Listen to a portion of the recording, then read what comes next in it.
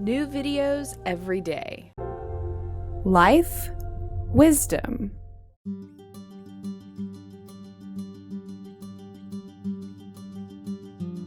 Hey, it's Corrina Rachel, and I just wanted to do a brief little video that's going to be a follow-up to my cold and flu remedies video.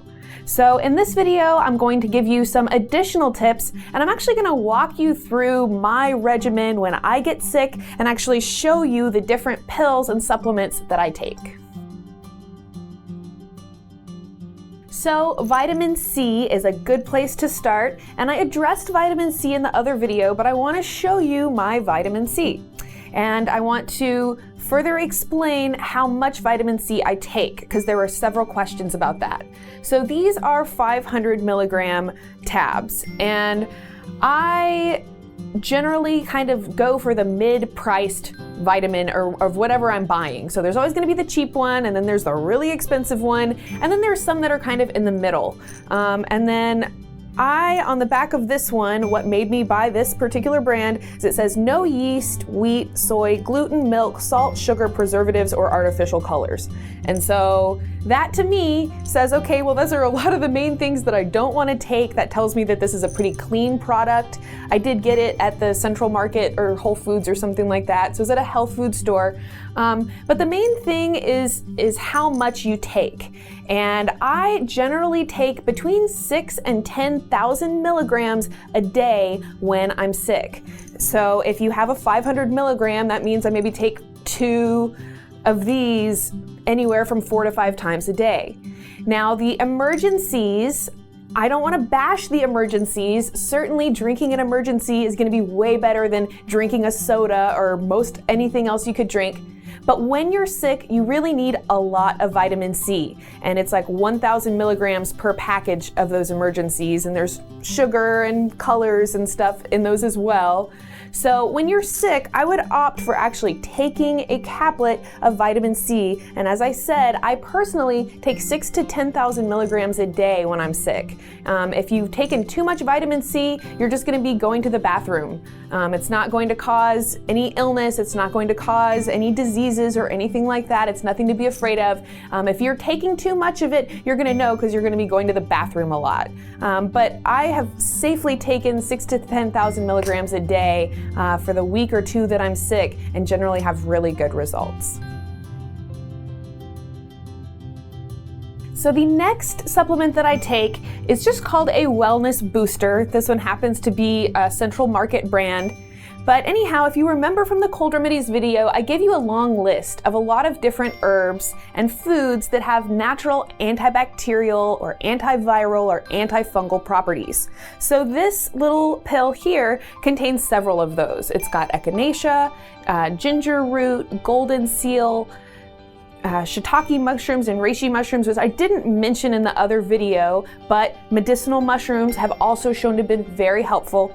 So this is just a little additional supplement that I take that has a couple of those different herbs in it, and I like this one because it has a lot of different herbs in it, so I'm getting a variety of nutrition and nutrients that are going to be contained in each of those different herbs.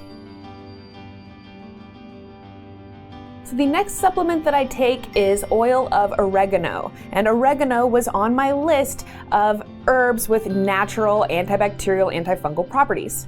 So you can actually get a little tincture of oregano oil and take it under your tongue, and it's super intense, super spicy and hot. So after a couple of years of doing that, I just said, I'm just going to go ahead and get the capsule. I think it's maybe a little bit less effective than taking the sublingual tincture, but it's way more pleasant. So this is oil of oregano. I just want to quickly address a lot of times you guys ask me about how do I choose my vitamins, how do I know which one to get? And I mentioned in that first take about vitamin C, I kind of go for the one in the middle ground. And again, this is one that is vegetarian capsules, and it actually says on the back, 100% vegetarian, dairy-free, no gluten-containing ingredients. And just in general, that tells me that this is a clean product, and this is something that I definitely go to when I'm sick, and I highly recommend. So while this isn't really a cold remedy, so to speak, I think multivitamins are very important. And if you get in a habit of taking a multivitamin every day, then chances are you're not going to be getting sick as often. So I'm going to do an entire other video about vitamins and about vitamin toxicity, which is another thing that you guys have asked about. But I do just want to talk a little bit about my multivitamin. And since I mentioned vitamin toxicity, I'm going to start by saying that you're going to have to take huge amounts of vitamins before they will ever be toxic to you. And when I say huge, I mean thousands of milligrams every single day for an extended period of time. There's really no way that you're going to take even, 5 of these and have vitamin toxicity. I'm talking about taking like several bottles of these over a period of time and huge amounts of vitamins. So a multivitamin, and I think this is a 1 a day or 2 a day. And again, I've opted for the vegetarian capsule, the vegetarian one. And this one is cool because it's got, it says raw whole food based formula with prebiotics, enzymes, and probiotics. And when you turn it over, it has sea vegetables and sea minerals in it. It has plant enzymes. It's got a whole bunch of stuff. So in that other video, I'll elaborate on that topic, but I did just want to throw in there the importance of taking a multivitamin, and especially the complete multivitamins. And hopefully that if you can get doing that on a regular basis, you'll actually find that you don't get sick as often in the first place. So my next tip, because some of you left questions about the Vicks Vapo Rub, and when I was a little kid, whenever I was sick, I got the Vicks Vapo Rub. So here's what I want to say. In general, may not surprise you, you want to opt for things that are natural rather than artificial chemicals. So the Vicks Vapo Rub, for instance, contains a whole lot of different man-made chemicals, and I do not use it anymore. But there are essential oils which have decongestant properties, and essential oils like eucalyptus, which you'll remember from my list, tea tree oil, rosemary oil, and this one that I have with me today, thieves oil. And what you can do is create a steam inhalation tent.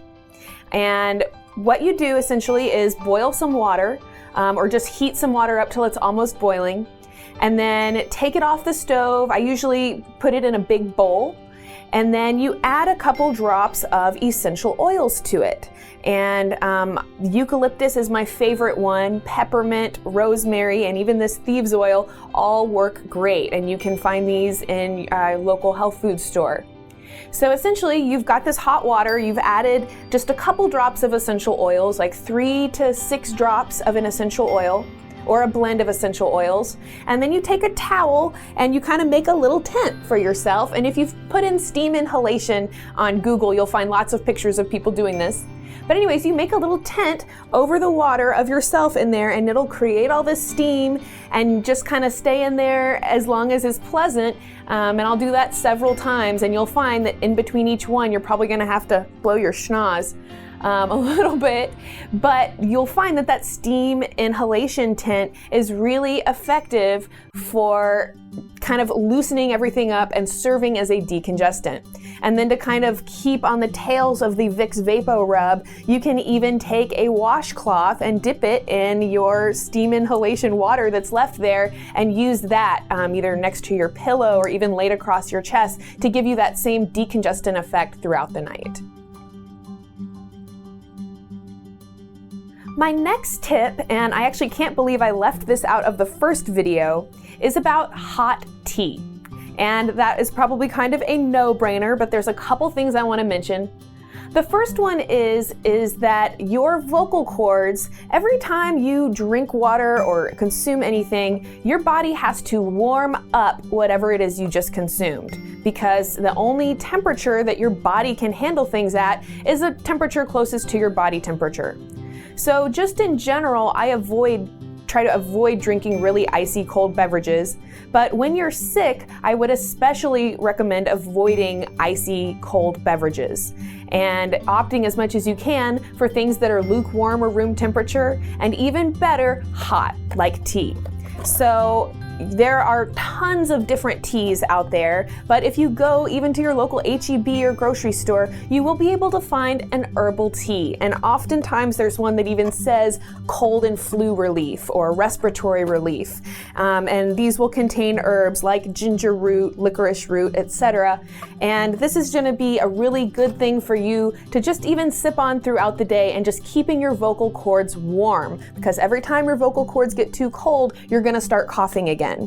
And then what do I do with my tea? I add lemon, organic, if you can afford organic lemons, if that's possible for you. But adding lemon to your tea is really beneficial. Lemon is one of those naturally antibacterial foods. It's one of the top 10 alkalizing foods. So consuming more lemon when you're sick is going to be really helpful. And then I also usually will add honey. And I will talk in my next tip about choosing the best honey. My next tip is about honey, and especially raw, local honey if you can find it or if you can order it off the internet. And not only is honey one of the naturally antibacterial foods from my list in the previous video, but it also is going to be helpful with allergies. Because if you're eating local honey, it kind of pre-exposes you to the different potential allergens that you're going to be exposed to later. So it's not something that you're going to instantaneously, your allergies go away, but I've known several people that after 6 months of taking honey on a regular basis and using it to sweeten different things here and there, they actually do say that their allergies improve. So I recommend this to you whether you are having cold and flu or whether you're having allergies. It's a great way to keep your vocal cords hydrated, it's a great way to sweeten your tea, and in general can help to boost your immune system and boost your body so that you can overcome your illness and feel better soon. I just want to talk briefly about dairy. Now, I personally give up dairy in large part over the winter time, and the minute I start feeling sniffly, I completely give up dairy. Now, there are some studies that have been done that claim that dairy products don't cause additional mucus production, but it is pretty common for people to experience that eating dairy products seems to make them more sniffly. So this recommendation is to avoid dairy products, see if it helps you or not. Everybody's body is different. Of course, everybody has varying levels of ease with digesting dairy, and there are some people that can't eat it at all. So this suggestion is to try eliminating dairy products like milk and cheese to see if that assists with making you less sniffly, but I'm going to have to give you a follow-up video where I'll talk a little bit more in detail about dairy specifically and all of the different issues involving dairy products. Rest and sleep are really important, especially if you are sick. And I know that's kind of cliche. Everybody says, oh, get a lot of rest and drink lots of fluids, but it's cliche because it's true. So in this tip, I want to talk to you about something called Magnesium Calm.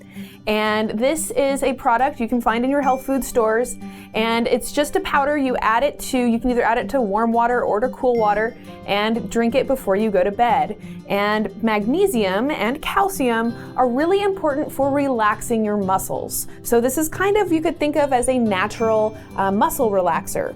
So if you are having trouble falling asleep and your body's just feeling blah, which it probably is if you're sick, I know mine is, then I recommend this to help you get some good sleep and just recognize the importance of trying to avoid stress, of trying to get good rest, of trying to avoid stressful situations and avoid arguments. If you are in a really huge emotional turmoil or going through some really big event or really tragic thing in your life, then the amount of stress associated with that can be enough to compromise your immune system and make you sick. So recognize that being sick, it's not just about your immune system, and it's not just about washing your hands, which is also extremely important. I can't emphasize enough the importance of washing your hands really regularly, especially before you eat. But stress is a huge thing that I think is often neglected. So getting good sleep, getting good rest, and avoiding stress is one of my primary recommendations if you are trying to get well. My next tip is a cool midsed humidifier, and you can find more information about these on the internet. But essentially, I think one of the big problems that we have during wintertime is that we all have our heaters on. And not only has the heater been sitting there all summer collecting dust, but the heater is going to dry the air. It's going to remove moisture from the air.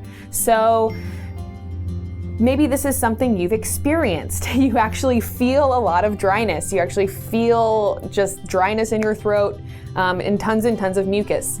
So a cool midsed humidifier can help to rehydrate the air. And of course, I've talked ad nauseum about the importance of hydration and the importance of water. So this is kind of another way to, in addition to drinking water, getting a little more hydration, and especially into your lungs and into your vocal cords. So check out a cool midsed humidifier and see if that doesn't help you breathe a little easier. My next tip is about those crazy sprays and thingamajigs that disperse chemicals into the air. So air fresheners, air sprays, scented candles, you name it.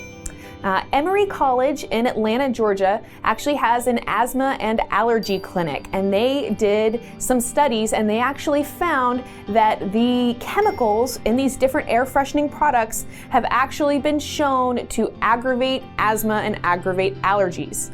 So these are the formaldehyde and phthalates, and I mean there's huge amounts of chemicals and fragrances in these products. So that's the Glade air fresheners, and these things I've been ranting on for a really long time. They are filled with really toxic chemicals that aren't good for you. And there are tons of things like essential oils that can make the air smell really good, and not only are they not toxic, but they're actually good for you as well. So this tip is to get rid of your Lysol air fresheners, your Glade air fresheners, whatever little scented Huber what's it thing that you have releasing chemicals into the air, because those chemicals have been shown scientifically to aggravate asthma, aggravate allergies, and in general have other toxic effects in your body. So I'll do another video talking about other ways that you can make your air smell good in a healthy way. But remember, if you're having trouble breathing, start to avoid those products as much as possible. This tip is about allergies, and there are a few different herbs that they recommend that can help with allergies. So I'm gonna do a whole other video and talk about allergies and what causes them and how they're different from cold and flu. But in this tip, I just wanna quickly name off these 3 herbs for you, and then I encourage you to, if you try these, come back and leave me a comment and let me know if it helps. So the first one is stinging nettle. Stinging nettle has a natural antihistamine effect. So if you're looking for something that's going to make you stop sniffling and sneezing, this is a really good alternative to the Sudafed or whatever other thing that may be. I've done a little bit of research and I saw it recommended 300 milligrams daily as the general thing. Now, if this is something you're really going to try, I would recommend you do a little bit more research on it. But just in general, it's something to look for, stinging nettle. Another one is bitter burr. And again, you can probably find these in your health food store. And the other one is quercetin. And that is something, again, with antihistamine effects, but it also has very strong antioxidant effects. So this is going to be something that's going to be really beneficial for your overall health all the way around. And what they recommended is to actually start taking the quercetin a couple months before allergy season starts so that you can kind of build up your supplies. And they recommended it at 1,000 milligrams per day. So again, that's stinging nettle, bitter burr, and quercetin, and I'll leave them in the description so you can see the spelling. And again, if you're going to actually try these things, just do a little bit of research on them and check them out. But these are safe, these are natural alternatives to the more chemical drugs that most people are taking when they're feeling sick. In future videos, I'm going to talk more about allergies, more about dairy, more about general immune health, and I'm also going to do the neti pot demonstration. So please be sure to subscribe. Thank you so much for spending some time with me today. I hope these tips were helpful to you. If you liked this video, please click on that thumbs up button and share this video with your friends. Be sure to leave me a comment. Let me know if there's any remedies that I forgot or how any of the remedies I've recommended end up working for you. Thank you so much for watching, and I'll see you again soon. To see part 1 of this video, my top 10 tips for cold and flu remedies, check out the video, Cold and Flu Remedies. If you want to learn more about supplements that have been proven to be effective with weight loss, check out my video, 5 Proven Weight Loss Supplements. The best way to get well is to avoid getting sick in the first place. To find out how to easily enjoy a healthy diet that's going to keep you well, check out my video, The Easiest Diet Ever. I mentioned in this video that stress and emotional trauma alone can contribute to making you sick. For some simple tips on how to de-stress and relax, check out my video.